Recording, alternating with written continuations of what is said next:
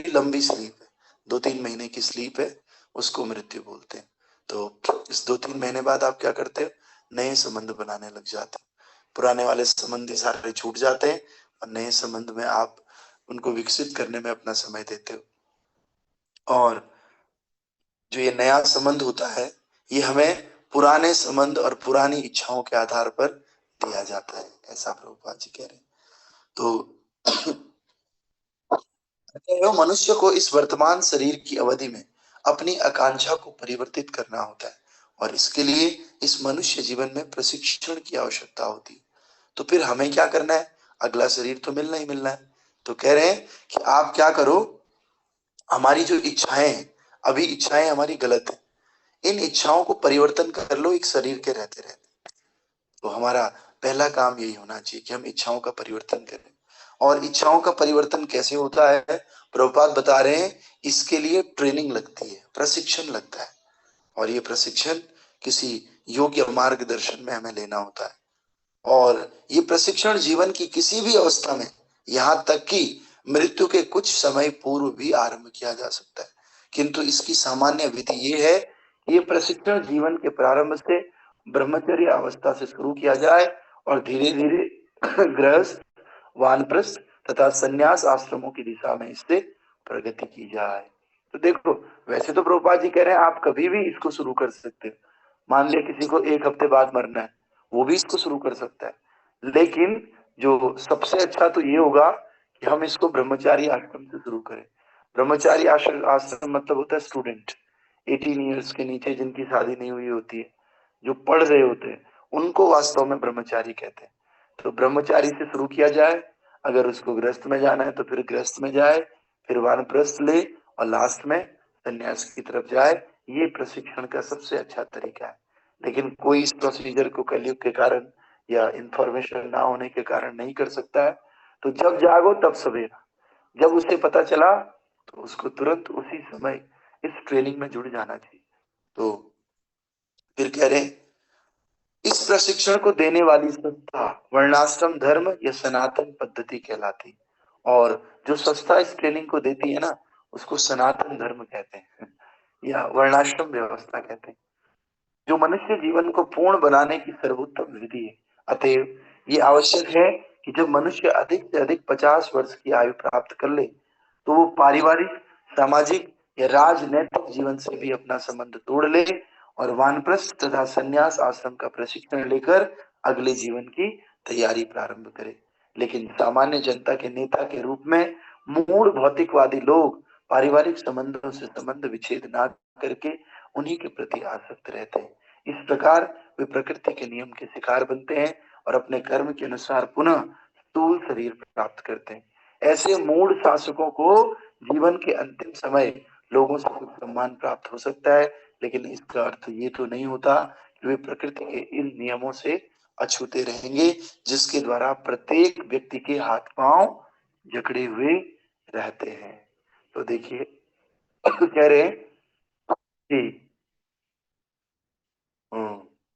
जब मनुष्य 50 साल का हो जाता है ना, तो उसको क्या करना चाहिए, पारिवारिक, समाज और पॉलिटिकल लाइफ, इन सब लाइफ से संबंध अपना तोड़ देना चाहिए और उसे वानप्रस्थ लेना चाहिए और संन्यास लेना चाहिए, जो 50 साल के ऊपर की उम्र का है। लेकिन आजकल क्या होता है, कोई 60 का भी हो गया, सरकारी नौकरी से रिटायर्ड भी हो गया, वो फिर से नौकरी ढूंढता है। वो अगले जन्म की तैयारी नहीं कर रहा है, वो फिर से नौकरी ढूंढ रहा है और नौकरी करते करते करते खत्म हो जा रहा है और अगले जन्म की तो तैयारी हुई नहीं। तो क्या है, एक्चुअली पहले ऐसे ही करते थे लोग। पहले संन्यास ब्रह्मचारी रहते थे, फिर गृहस्थ में जाते थे 50 साल तक, और शादी भी टाइम पे हो जाया करती थी। शादी 25 साल से पहले पहले हो जाया करती थी, तो 50 साल तक उसके बच्चे 25, 26, 27 साल के हो जाते थे, कमाने लग जाते थे।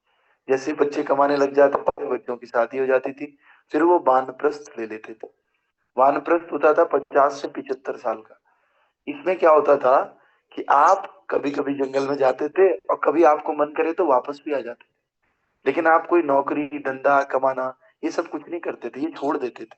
वानप्रस्थ का एक ही सिद्धांत है कि आप जॉब और बिजनेस करना छोड़ दो और परिवार वालों से भी धीरे धीरे थोड़ी सी दूरी बना लो।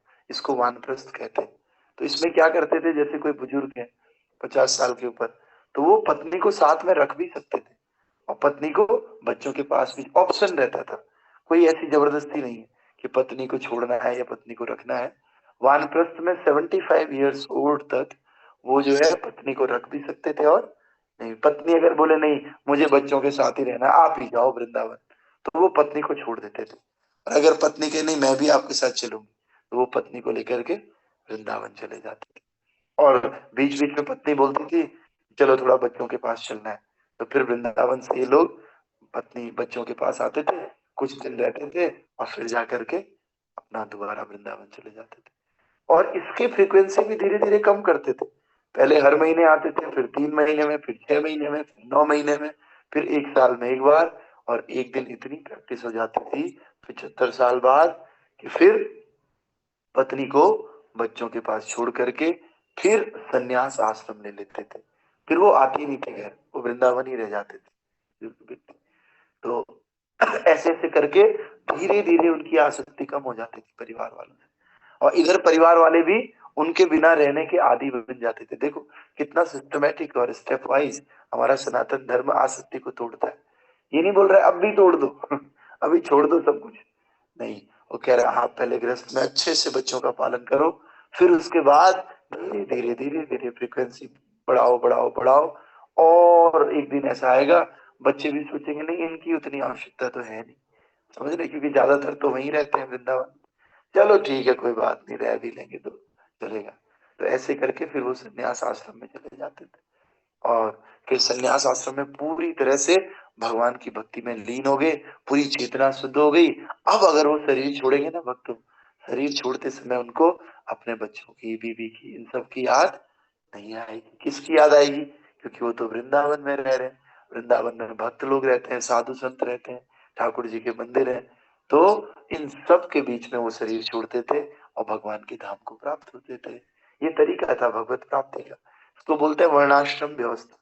तो वर्णाश्रम व्यवस्था केवल भगवान की प्राप्ति के लिए थी, सनातन व्यवस्था। लेकिन आजकल ऐसा पॉसिबल ही नहीं। कौन है जो 50 साल बाद वानप्रस्थ ले रहा है? कौन है जो 75 साल बाद संन्यास ले रहा है? इतनी कम हो गया, 75 तो बहुत सारे लोग जी ही नहीं रहे, 75 पे ही खत्म हो जा रहे। तो फिर भी अगर ऐसा नहीं कर सकते तो 50 नहीं तो 60, 60 नहीं तो 65। हम लोगों को अभी के समय में क्या करना चाहिए, कम से कम एक उम्र के बाद हम लोगों को काम धंधा बंद कर देना चाहिए, अपने बच्चों को सारी जिम्मेदारी देनी चाहिए। घर नहीं छोड़ सकते हमेशा के लिए, तो घर में ही रहना चाहिए, लेकिन भगवान का भजन करना चाहिए दबा करके। और कोशिश करनी चाहिए ज्यादा से ज्यादा यात्रा करने की। एक महीने में उल्टा तो हम लोग कर ही सकते हैं, पहले तो ज्यादातर वृंदावन रहना चाहिए, कभी कभी घर आना चाहिए, ये नियम होता है वानप्रस्थ में। लेकिन हम उल्टा तो कर ही सकते हैं, कभी कभी तो वृंदावन जा ही सकते हैं, कभी कभी वृंदावन जाए, बाकी अपने बीवी बच्चों के साथ रह गए, लेकिन कोई काम धंधा ना करें एक एज के बाद। पूरा जीवन सुबह पूरा 9-10 बजे तक अपना आराम से साधना करें। साधना करने के बाद थोड़ा भगवान की पूजा आरती, थोड़ा भगवान का लेक्चर सुना दिन भर, फिर प्रसाद बनाया ठाकुर जी के लिए, थोड़ी सेवा कर ली, फिर दिन में थोड़ा रेस्ट कर लिया, फिर शाम को भी उठ के नहा धो करके फिर से कहीं मंदिर चले गए या कुछ ऐसे कर लिया। मतलब पूरा अपना रिलैक्स होकर के, क्योंकि भाई जिंदगी भर तो पैसा ही कमाया ना।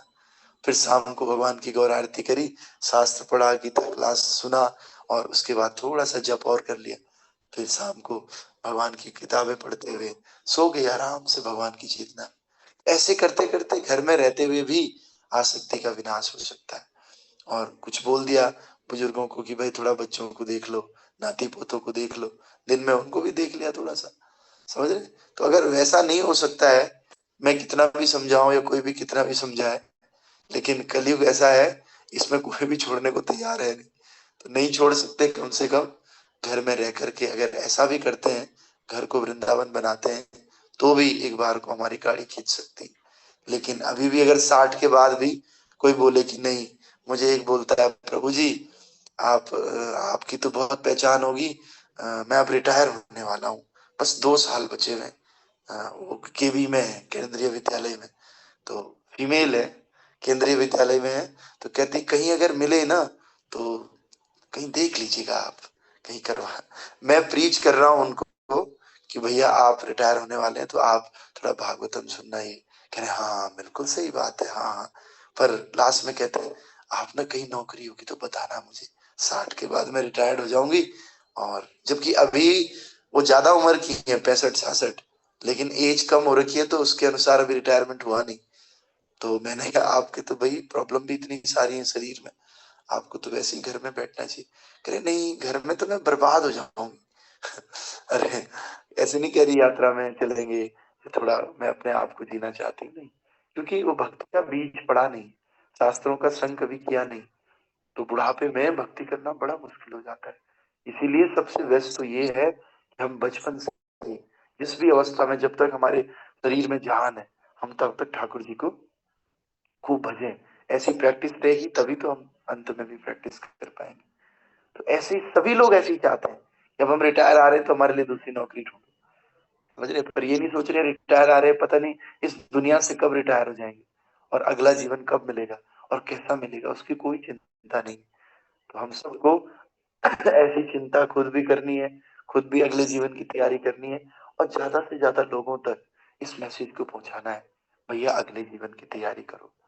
तो इससे भगवान खुश होंगे, हमारा भी जीवन अच्छा होगा और वो जो व्यक्ति है उसका भी अगला जीवन सुधर जाएगा, उसका लोक भी सुधर जाएगा, परलोक भी सुधर जाएगा। तो इस प्रकार से ऐसे भौतिकवादी लोग होते हैं। और अगर वो संबंध विच्छेद नहीं करते हैं जैसा मैं कह रहा हूं, अगर वैसा नहीं किया तो क्या होता है, वे प्रकृति के नियमों के शिकार बन जाते हैं। और ऐसे लोगों को बुढ़ापे में बड़ा सम्मान प्राप्त होता है। वो कोई क्लब ज्वाइन करते हैं, सब बोलते हैं कितने यंग हैं, क्या फिल्मी गाना क्या बढ़िया गा लेते हो आप अभी। और कोई कोई बुजुर्ग लोग जिम ज्वाइन करते हैं, सब लोग वाह करते हैं, अरे इतनी उम्र में भी डोले सोले उठा रहे हो, या क्या बढ़िया है। वो बड़े खुश होते हैं कॉलर उनका, समझ रहे कि हाँ यार मैं हूँ। अरे नहीं सर आप तो भी बड़े जवान लगते हो, हाँ पता नहीं चलता आप 72। हाँ अरे नहीं नहीं नहीं, बाहर से कह रहे अरे नहीं नहीं मैं तो बुजुर्ग हो गया, लेकिन अंदर से उनके लड्डू फूट रहे होते हैं कि हाँ जवान तो मैं दिखता हूँ, ऐसी बात नहीं। लेकिन नाम करने को बोलो, भक्ति करने को बोलो तो मौत आती है उनको। तो ऐसे इसीलिए इनको कुछ सम्मान जरूर प्राप्त होता है, लेकिन इनका अर्थ ये नहीं है कि वे प्रकृति के नियमों से अछूते रहेंगे। तो जिससे जिसके द्वारा प्रत्येक व्यक्ति के हाथ पांव जकड़े रहते हैं। तो इसीलिए सबसे अच्छा यही है कि प्रत्येक व्यक्ति स्वेच्छा से पारिवारिक संबंधों को त्याग दे और इस तरह वो परिवार, समाज, देश इत्यादि की आसक्ति को भगवान की भक्तिमय सेवा में स्थानांतरित कर दे। तो इसलिए सबसे अच्छा तो ये होगा, एक उम्र के बाद हम सारी रिस्पॉन्सिबिलिटी अपने बेटे बहुओं को दे करके और फ्री हो जाए, हम लोग फ्री होकर के केवल भगवान की भक्ति करें। और यहाँ पर ये बताया गया है कि मनुष्य को पारिवारिक आसक्ति की सारी इच्छाएं त्याग देनी चाहिए। मनुष्य को चाहिए कि वो श्रेष्ठ इच्छाओं को अवसर दे, अन्यथा ऐसी कुत्सित इच्छाओं का परित्याग करने का अवसर नहीं आएगा। इच्छा तो जीव के साथ जुड़ी हुई है, क्योंकि जीव शाश्वत है, अतः जीव की इच्छाएं भी जो उसके लिए स्वाभाविक है शाश्वत है। इच्छाएं तो हमेशा साथ में रहेंगी, हम मर भी जाएंगे ना तब भी ऐसे रहेगा यार थोड़ा जिंदा रहता तो। जैसे काम है, काम भी ऐसी वस्तु है लस्ट कि आदमी बिस्तर में भी पड़ा होगा लेकिन इंद्रियां उसकी सक्रिय रहेंगी। ऐसा लस्ट ये तो कभी खत्म होने वाला नहीं। तो फिर क्या करें, हमें जब भी मौका मिलता है सत्संग का, हमें ऐसी इच्छाओं को थोड़ा दूर करना चाहिए और जो अच्छी इच्छाएं हैं उनको जीवन में लाने का अवसर हमें कभी गंवाना नहीं चाहिए। और अतएव मनुष्य इच्छा करना छोड़ नहीं सकता, किंतु इच्छाओं की विषय वस्तु तो बदली जा सकती है ना। तो मनुष्य इच्छाएं करने कभी नहीं छोड़ेगा, कभी नहीं। बस हमें क्या करना है, उन इच्छाओं की विषय वस्तु को बदलना है, सब्जेक्ट मैटर को बदलना है। जैसे कई बार होता है ना, प्लान बदल जाते हैं हमारे। एक बार मैं बोला किसी को कि भैया तुम जा नहीं रहे हो, कह रहे नहीं जा तो मैं रहा हूँ, क्योंकि टिकट तो उन्होंने कैंसिल कर दी थी, वो कहीं दूर जा रहे थे। तो कह रहे जा तो मैं रहा हूँ लेकिन अब वहां नहीं कहीं और जा रहा हूँ। यानी कि जाऊंगा तो मैं पक्का, इच्छा को तो मैं अपनी तोड़ नहीं सकता, लेकिन अब वहां न जाके मैं वहां जा रहा हूँ। यानी कि उसने अपना रूटीन वो चेंज कर लिया, डेस्टिनेशन।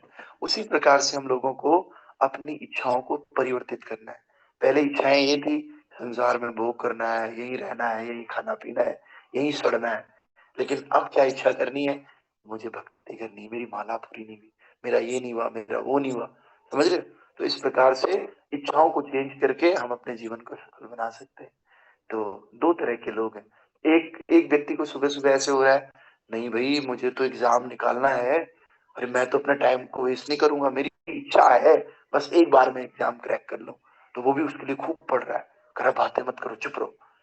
आसपास के लोगों को कह रहा है कि नहीं, डिस्टर्ब हो रहा है, और ज्यादा ही डिस्टर्ब हो रहा है तो वहां से एकांत में जा रहा है, खूब मेहनत करके पढ़ रहा है। एक वो भी इच्छा है। एक दूसरा भक्त है, वो सोच रहा है यार नहीं नहीं नहीं, मेरी 16 माला नहीं हुई अभी, 16 राउंड। सबको कह रहा है चुप रहो, ये नहीं चुप रह रहे तो एकांत में जाके पहले 16 माला कर रहा है। तो वो भी इच्छा है और ये भी इच्छा है। वो इच्छा भी गलत नहीं है भौतिक संसार के लिए, लेकिन वो इच्छा भगवान की प्राप्ति नहीं करवा पाएगी, पक्की बात है। लेकिन ये इच्छा भगवान की प्राप्ति करेगी। तो वो इच्छा भी कोई करना चाहता है तो एक एज तक वो इच्छा भी ठीक है, लेकिन जब हमारी एक एज आ गई, उम्र आ गई, उसके बाद तो बिल्कुल भी उस इच्छा की तरफ हमें झांकना नहीं चाहिए। धीरे धीरे हमें इसी इच्छा की तरफ रहना चाहिए कि आज मेरा भागवतम का पाठ पूरा नहीं, मैं एक बार चाहता हूँ कि मैं सेकंड कैंटो पूरा पढ़ लूं, मैं एक बार चाहता हूँ, एक बार ब्रह्म संहिता पढ़ने की इच्छा है प्रभु जी। प्रभु जी एक बार ना मुझे नंद गांव जरूर जाना है। कुछ भक्त कहते हैं प्रभु जी एक बार ना मैं समाधि पे जाना चाहता हूँ, जहाँ हमारे आचार्यों की समाधि है ना, वृंदावन में, एक बार मैं वहां जाना चाहता हूँ, ये चाहती हूँ। तो ऐसी इच्छा हो, देखो इच्छा ये भी है, बहुत इच्छा है अंदर, इसके लिए भी टिकट करनी पड़ेगी, इसके लिए भी आपको जो है बड़ा कष्ट झेलना पड़ेगा, लेकिन ये इच्छा में भगवान के धाम पहुंचाएगी, आचार्यों की समाधि में जाने के लिए कह रहे हो। और एक इच्छा ये है, एक बार जरूर मुझे गोवा जाना है, एक बार मुझे जरूर ना मॉरिशस जाना है, ये बहुत मेरे अंदर इच्छा है। समझ रहे? दोनों इच्छाओं में जमीन आसमान का अंतर है।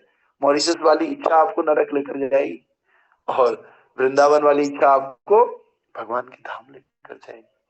तो इन इच्छाओं का परिवर्तन करना है, और ये इच्छाओं का परिवर्तन धीरे धीरे होता है। रोज अगर हम दवाई लेते हैं तो दवाई से हमारा परिवर्तन होता है, हरि नाम की दवाई। तो इस तरह मनुष्य को भगवत धाम वापस जाने की इच्छा का विकास करना चाहिए। इससे भक्ति के विकास के अनुपात के अनुसार भौतिक लाभ, भौतिक सम्मान तथा भौतिक लोकप्रियता की इच्छाएं अपने आप ही कम हो जाएंगी। जीव तो सेवा कार्यों के निमित्त ही बना है, और उसकी इच्छाएं इसी सेवा की मनोवृत्ति के चारों ओर केंद्रित रहती हैं। राज्य के सर्वोच्च प्रशासक से लेकर सड़क के नगण्य भिखारी तक सभी लोग दूसरों की कोई ना कोई सेवा कर रहे हैं। ऐसी सेवा की मनोवृत्ति तभी पूर्णता तभी प्राप्त होती है जब सेवा की इच्छा को पदार्थ से आत्मा में या असुर से ईश्वर में स्थानांतरित कर दिया जाए। आप सब लोग इस बात को जानते हैं, राजा से लेकर के एक भिखारी तक हर व्यक्ति किसी न किसी की सेवा कर रहा है। तो हमें क्या करना है? ये सेवा की पूर्णता तभी है जब हम इस सेवा की इच्छा को परिवर्तित कर देते हैं। कहां से कहां? अभी हम शरीर की सेवा कर रहे हैं, शरीर की सेवा से किस तरफ मुड़ना है? आत्मा की सेवा में मुड़ना है, और असुरों की सेवा से ईश्वर की सेवा में स्थानांतरित होना है। अभी हम लोग भौतिक संसार में असुरों की सेवा कर रहे हैं। कैसे कर रहे हैं हम लोग असुरों की सेवा? जैसे हमारे अंदर काम है, हमारे अंदर क्रोध है, काम क्रोध लोभ मोह, ये सब असुर है। इन असुरों की तो सेवा कर रहे हैं हम लोग अभी। मुझे गुस्सा आ जाता है बहुत, और मेरे गुस्से को सेटिस्फाई करने के लिए सामने वाले ने मेरी बात माननी पड़ेगी, तो मैं सामने वाले की सेवा करता हूँ। क्यों? अपने गुस्से को ठंडा करने के लिए। कैसे सेवा करता हूँ? गालियां दे करके, डांट करके, जोर से बोल करके, कभी कभी मार करके, ये भी सेवा है। समझ रहे ना? ये सेवा क्रोध को शांत करने के लिए, हम क्रोध की सेवा कर रहे हैं वास्तव में। काम की सेवा क्या है? हम लोग लस्ट, लस्ट का मतलब होता है कोई भी ऐसी वस्तु जो भगवान कृष्ण से संबंधित ना हो, और उसकी इच्छा हमारे अंदर आना, प्रगाढ़ इच्छा, हमारे किसी को भी भोग करने की इच्छा, चाहे वो रसगुल्ला हो, चाहे वो गुलाब जामुन हो, चाहे वो मोमोज हो, चाहे कौन से मोमोज थे, कुरकुरे मोमोज हो, चाहे फ्राइड मोमोज हो।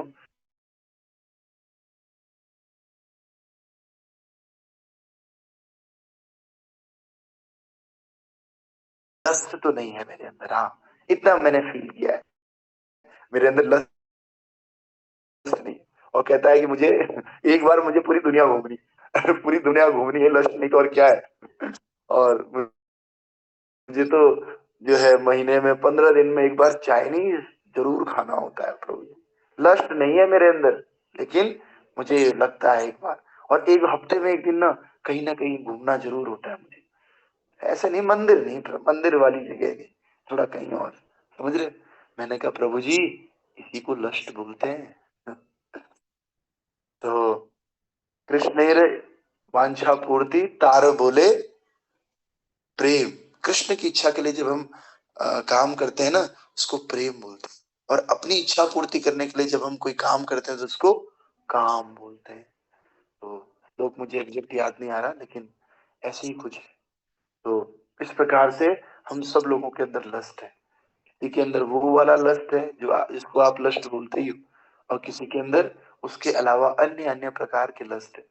लेकिन ठाकुर जी की दृष्टि में एक ही, वो वाला लस्ट भी आपको नरक लेकर जाएगा और दूसरे प्रकार का लस्ट भी नरक लेकर के जाएगा। इसीलिए हमें सभी लस्ट से मुक्त होने का एक ही तरीका है, ठाकुर जी की भक्ति। बस इस भक्ति से हमारे हृदय को परिवर्तन होगा, और हमारी जो सेवा वृत्ति है जो कि हम कर ही रहे हैं, वो सेवा परिवर्तित हो जाएगी, उसका सब्जेक्ट मैटर परिवर्तित हो जाएगा। और जिस दिन ये परिवर्तित हो गया, उस दिन हमारा जीवन सफल हो जाता है। ग्रंथराज श्रीमद् भागवत महापुराण की जय। श्रील प्रभुपाद गुरु महाराज की जय। अनंत कोटि वैष्णव वृंद की जय। निताय गौर हरि प्रेमानंदे। हरि हरि बोल। एक और, तो अभी हम एक काम करते हैं।